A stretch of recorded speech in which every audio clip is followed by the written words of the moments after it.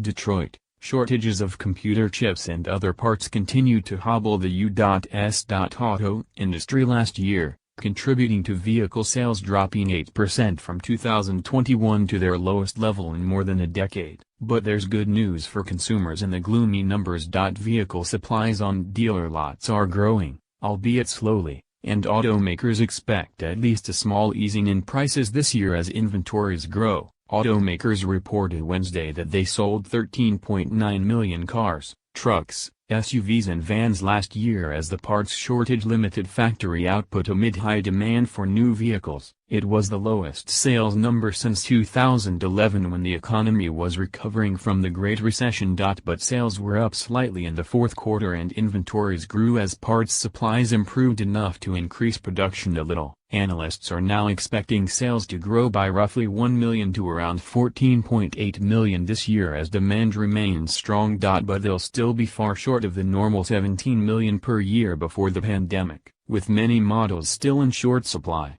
though, the average new vehicle price rose 2.5% in December to a record of just over $46,000, according to J.D. Power. There are signs, however, that prices may be starting to ebb a little as inventories expand. Toyota, for instance, finished the year with just under 24,000 vehicles on Toyota and Lexus brand dealer lots nationwide. That's up from about 19,000 at the end of 2021, but still far short of the 300,000 during normal years before the pandemic. The improvement, although small, is allowing consumers to haggle a little on some slower-selling vehicles such as sedans, and even some luxury vehicles. But they're still getting top dollar for gas-electric hybrids and other more popular vehicles that are sold before they arrive on lots, said David Christ, general manager of the Toyota division. For most of last year, people who wanted new vehicles had to pay sticker price or above and take whatever models and colors dealers could get. But dealers have told Christ that changed a bit in the past 2 or 3 months for models that aren't as popular. Plus,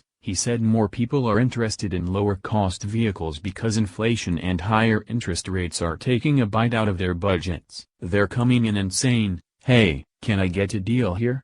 Christ said. "I do think that on some vehicles, not just in our brand, and across the industry, there has become a little more of a buyer's market where the customer can negotiate.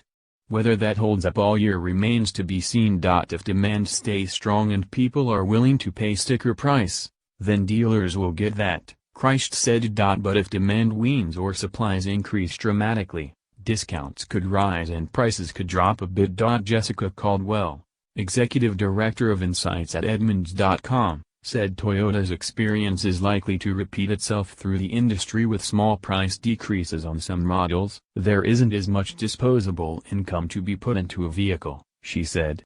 "We've seen prices high before, but we've never really seen higher prices with the higher interest rates. But electric vehicles and other hot sellers will remain expensive because people want to buy them now," she added. Caldwell doesn't see vehicle supplies or prices returning to pre-pandemic levels this year, and she's not sure if we'll ever get back to 2019 levels. The computer chip shortage dates to the spring of 2020, when automakers were forced to shut down factories due to rapidly increasing COVID-19 cases. Chip makers shifted production to consumer electronics to feed a computer and gaming sales boom when people were stuck at home. When the auto plants restarted earlier than expected, chip makers weren't making as many semiconductors for automobiles, which must be made to withstand vibration and huge temperature extremes. Auto chip production has improved, but still isn't back to pre-pandemic levels, so auto plants still aren't back to their full output.